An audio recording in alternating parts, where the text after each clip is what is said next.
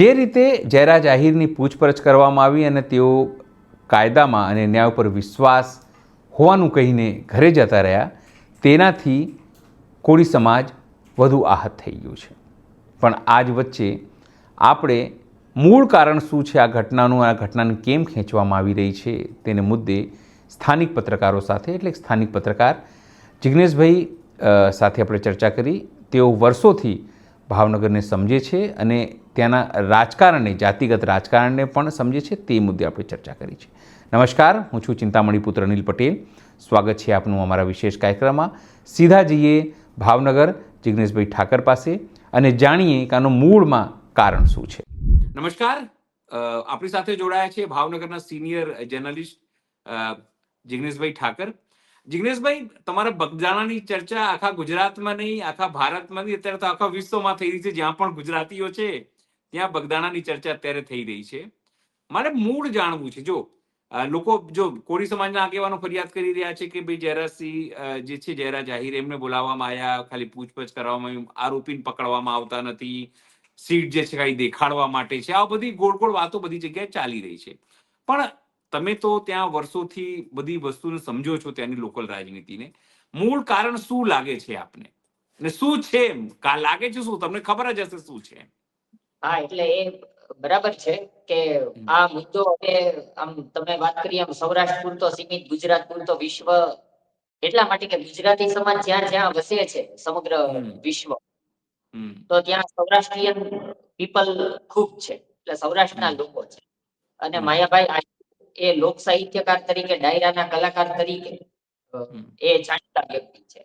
ઉપરાંત કોળી સમાજ પણ અહીંયા આટલો જ મહત્વનો સમાજ છે. એટલે કોળી સમાજના લોકો પણ જ્યાં જ્યાં વસે છે, તો એમના વચ્ચેનો જે વૈમનસ્ય છે એ ઘટના સ્વાભાવિક જ બધે ચર્ચામાં. એનું મૂળ આમ તો આ બગદાણાની ઘટના છે. બગદાણા તો પૂજ્ય ગજરદાસ બાપાની તપોભૂમિ છે, પવિત્ર યાત્રાધામ છે. મુદ્દો યાત્રાધામ સાથે જોડાયેલો છે. બગદાણા વિવાદ વારંવાર બધે સોશિયલ મીડિયામાં ચર્ચાઈ રહ્યું છે. પણ હકીકતમાં ધાર્મિક મુદ્દો નથી. આ રાજકીય વિશ્લેષણની દ્રષ્ટિએ રાજકીય મુદ્દો છે. કારણ કે બગદાણા એવી જગ્યા છે કે ત્યાં નજીકમાં જ તળાજા તાલુકો છે, મહુવા તાલુકો છે. ઉપરાંત થોડી અસર એની રાજુલા તાલુકા સાથે પણ જોડાયેલી છે. એટલે અમરેલી જિલ્લાનો ભાગ છે, જ્યારે તળાજા અને મહુવા એ ભાવનગર જિલ્લાનો ભાગ છે. ત્રણ વિધાનસભા બેઠક સાથે એ બગદાણાનું રાજકારણ જોડાયેલું છે. કારણ કે તળાજા, મહુવા અને રાજુલા એ ત્રણેય વિધાનસભામાં કોળી સમાજના મતદારો છે. અને હાલમાં પણ ત્યાં ત્રણેયમાં ધારાસભ્યો પણ કોળી સમાજમાંથી છે. તળાજામાંથી ગૌતમભાઈ ચૌહાણ છે, મહુવા વિધાનસભાના ધારાસભ્ય અત્યારના શિવાભાઈ ગોહિલ છે, અને રાજુલા વિધાનસભાના ધારાસભ્ય અત્યારે હીરાભાઈ સોલંકી છે. બરાબર છે. ત્રણેય કોળી સમાજમાંથી છે. પણ આવનારી વિધાનસભાની ચૂંટણીઓમાં એ તળાજા વિધાનસભા બેઠક ભારતીય જનતા પાર્ટીમાંથી માયાભાઈ આહિર કે તેમના પરિવારમાંથી તેમના પુત્ર એ જયરાજ આહિરને ટિકિટ આપવા માટે આયોજન હાથ ધરવામાં આવેલું હતું. એટલે સ્વાભાવિક જ કોળી સમાજના મતદારો છે, કોઈ પણ સમાજના વ્યક્તિઓ હોય તો એમની તો એવી જ ઈચ્છા હોય કે પોતાના સમાજમાંથી ધારાસભા ચૂંટણી કોઈ લડે અને ધારાસભ્ય બને. એટલે કોળી સમાજમાંથી હાલમાં ત્યાં ધારાસભ્ય કોળી સમાજમાંથી છે. હવે ભવિષ્યમાં ત્યાં આહિર સમાજને ટિકિટ આપવામાં આવે તો સ્વાભાવિક એ કોળી સમાજ માટે મતભેદ થાય. આ ઘટના છે બની એ કોળી સમાજના યુવાન ઉપર હુમલો થયેલો છે. એટલે તેમણે આ મુદ્દો પોતે અન્યાય થયો છે એ મુદ્દા ઉપર લડત ચલાવે. એટલે આહિર સમાજ સામે એ રાજકીય મુદ્દા જે વાત છે એ આ મુદ્દા સાથે જોડાય. એટલે મૂળ મુદ્દો આ. ઉપરાંત અહીંયા આહિર સમાજની જેમ કોળી સમાજ, બંને સમાજ મહત્વના છે. આહિર સમાજ અગાઉ નજીકના જે અન્ય વિધાનસભાના વિસ્તારો છે, મહુવામાંથી સેવાભાવી ડોક્ટર કનુભાઈ ગળસરિયા એ ધારાસભ્ય રહી છે આહિર સમાજ.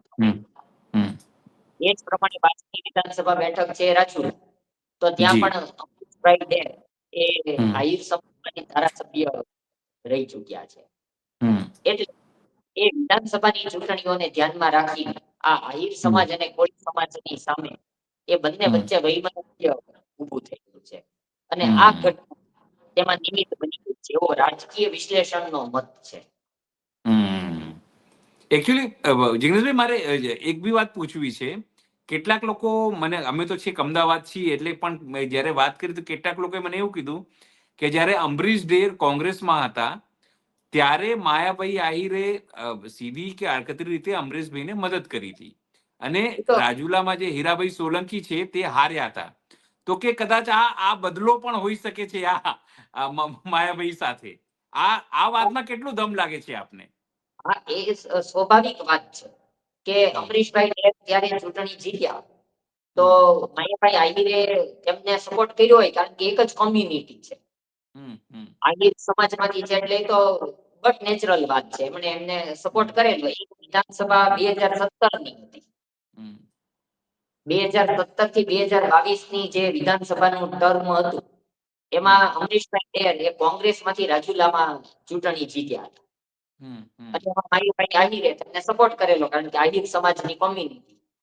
અને હીરાભાઈ સોલંકી એ ચૂંટણી હાર્યા હતા. હીરાભાઈ પણ કોળી સમાજના કદાવર નેતા છે. ચૂંટણી જીતેલા છે એટલે સ્વાભાવિક જ કોળી સમાજ માટે અણગમો હોય કારણ કે પોતાના ધારાસભ્ય ચૂંટણી હાર્યા હતા. એટલે આ ઘટના તમે જેમ જણાવો છો તેમ એ આહિર સમાજની સામે હીરાભાઈ સોલંકી અને પુરુષોત્તમભાઈ સોલંકી એમણે તો કોળી સમાજને એક કરવામાં એમનો મહત્વપૂર્ણ ફાળો છે ભાવનગર જિલ્લામાં. બિલકુલ. એટલે સ્વાભાવિક છે આ મુદ્દે તેઓ પણ લડી રહ્યા છે. એટલે તમારી વાત 100% સાચી છે. બીજો એક મહત્વપૂર્ણ પ્રશ્ન, જે રીતે વારંવાર આરોપ લગાવવામાં આવી રહ્યું છે કે એસઆઈટી છે એ વસ્તુને ખેંચી રહી છે, લાંબુ કરી રહી છે, અથવા તો ધીમે ધીમે તપાસ કરી રહી છે, બહુ સ્લોલી તપાસ કરી રહી છે. આ વાતમાં તમને કેટલું દમ લાગે છે? કારણ કે એ ઘટનાને 15-20 દિવસ થઈ ગયા અને એટલા જ દિવસથી એસઆઈટી તપાસ બી કરી રહી, બે પીઆઈ નું ઘર ભેગા એટલે એમને હટાવવામાં આવ્યા કે આવું બધું કરવામાં આવ્યું છે. હા, એટલે કાયદા કાનૂનની દ્રષ્ટિએ સીધા નિર્ણય ઉપર તો આવી જવાય નહીં કે સોશિયલ મીડિયામાં કોઈ વિડીયો ફરતા હોય તો એસઆઈટી નિર્ણય લઈ લે એવું તો બને નહીં. એટલે તપાસ ચાલે સ્વાભાવિક છે, થોડી ધીમી તો હોય. અને એ નવનીતભાઈ બાલકિયા ઉપર જેમની ઉપર હુમલો થયો છે તો એમને પણ સીટની સમક્ષ હાજર થઈને પછી 12 મહિને પ્રેસ કોન્ફરન્સ કે પત્રકારો સાથે વાતચીતમાં જણાવ્યું હતું કે અત્યારે જે પ્રોસેસ ચાલી રહી છે એ કાયદા કાનૂનની દ્રષ્ટિએ સીટે પણ એમને આશ્વાસન આપ્યું છે કે અમે મૂળ સુધી પહોંચશું. એવું નવનીતભાઈ બાલકિયાએ પણ જણાવ્યું છે કે જે કઈ તપાસ ચાલે છે એ ચાલે છે એમાં નિર્ણય સુધી પહોંચી એવું એમને આશ્વાસન આપેલું છે. એટલે મૂળ સુધી પહોંચવા માટે થોડીક પ્રોસિજર ધીમી તો ચાલતી જ હોય, તો સ્વાભાવિક વાત છે. સીધું તો કોઈના કોઈ વિડીયો કોઈ પણ જગ્યાએ ફરતા હોય કે એમનો નિર્ણય લેવાઈ જાય ને કોઈની ધરપકડો થઈ જાય એવું તો શક્ય બને નહીં. 100%. ઇન બિટવીન એવા પણ સમાચારો આવે છે કે હવે 1 તારીખે ફરીથી એમના સમર્થનમાં કોળી સમાજ સંમેલનો કરવાનું છે. તો આ બધું શું પ્રેશર ટેકનિક છે? આ બધું પ્રેશર ટેકનિક છે? મને તે સમજવું છે કે એક તરફ તપાસ ચાલી રહી છે, બીજી તરફ સમાજ આવી રીતે બેઠક કરીને પ્રેશર ટેકનિક કરી રહ્યો છે કે આ જલ્દી થાય અથવા જે બી એબીસીડી કરવાનો પ્રયત્ન થતું હોય. હા, એટલી પ્રેશર ટેકનિક જણાવો કે પોતાનો વિધાનસભા વિસ્તાર પોતે પોતાની કોમ્યુનિટી ગુમાવે, એ બંને એક જ વાત છે. પ્રેશર ટેકનિક તમે એને જણાવો કે પછી એટલે એ વાતને પ્રેશર ટેકનિકની દ્રષ્ટિએ જોઈએ કે પછી પોતાનો વિધાનસભાનો વિસ્તાર છે એ ગુમાવવો ન પડે એના માટેની જુદી યુક્તિ પ્રયુક્તિઓ જણાવે એ સેમ વાત છે. પણ મૂળ વાત આપણે કરીએ એમ એ રાજકારણ સાથે જોડાયેલી છે. સારી વાત એ છે અનિલભાઈ કે કોળી સમાજે ખૂબ સંયમપૂર્વક વર્તીને, એવી જ રીતે આહિર સમાજે પણ ખૂબ સંયમપૂર્વક વર્તીને પરિપક્વતા સાથે કોળી સમાજે એવું જણાવ્યું છે કે અમારો આહિર સમાજની સામે આખા સમાજ સામે કોઈ પ્રોબ્લેમ છે નહીં. ન્યાયતંત્ર અમને ન્યાય આપે એના માટે લડત ચલાવી રહ્યા છીએ. હા એટલે જ્યારે આમ તો હીરાભાઈ બી ગયા હતા અને બીજા આગેવાનો પણ એવું જ કીધું કે અમારે કોઈ આખા સમાજ સાથે વાંધો નથી, અમારે વ્યક્તિ જે ઘટનાક્રમમાં જોડાયેલા છે એને પોલીસ પકડે અથવા તમામ જે ન્યાયિક પ્રક્રિયા છે એને ફોલો થાય એ જ વસ્તુ છે. એટલે આખા ઘટનાક્રમમાં શરૂઆતમાં કેટલાક લોકોએ આને સમાજની દ્રષ્ટિ જોડવાનો પ્રયત્ન કર્યો, પણ બંને તરફીથી સંયમ વર્તવામાં આવ્યો અને બંને એ સમાજે સ્પષ્ટ કર્યું હતું કે અમારે કોઈને વાંધો નથી એકબીજાથી. એટલે આ એક પોલિટિક્સનો એક ભાગ, આ એક સારી વાત બી છે અને સમાજમાં સુમેળ રહે એ જરૂરી છે એમ. અને આહિર સમાજે પણ આહિર સમાજ તરફથી અત્યાર સુધીમાં કોળી સમાજ વિરુદ્ધ માયાભાઈ આહિર તરફથી કે એમના પુત્ર દ્વારા કોઈ પ્રકારનું એવું નેગેટિવ નિવેદન આપવામાં આવેલ નહીં. હમ. એટલે એક રાજકારણનો ભાગ ગણો કે પછી એજ્યુકેશનની અસર છે. હવે એક સામસામી લડાઈને બદલે ન્યાયપૂર્ણ પ્રક્રિયા થાય એના માટેની લડાઈ જણાવો તો એ પણ એક સારી વાત છે સમાજ માટે. બિલકુલ બિલકુલ. એટલે જિગ્નેશભાઈ, આપ અમારી સાથે જોડાયા, સંપૂર્ણ માહિતી આપી અને આનું મૂળ, આના પાછળનું મર્મ કે ભાઈ લડાઈ શેની છે, લડાઈ ન્યાયની છે કે લડાઈ રાજકારણની છે કે લડાઈ સત્તાની છે કે લડાઈ વિધાનસભાની છે, એ તમે જણાવ્યું એના માટે ખૂબ ખૂબ આભાર. મૂળ વસ્તુ લોકોને ખબર પડી કે શું થયું છે એકચ્યુઅલી. આભાર સાહેબ, આપ અમને જોડાયા એના માટે. જિગ્નેશભાઈની વાતથી આપ કેટલા સંમત છો જરૂરથી કોમેન્ટ બોક્સમાં કોમેન્ટ કરજો.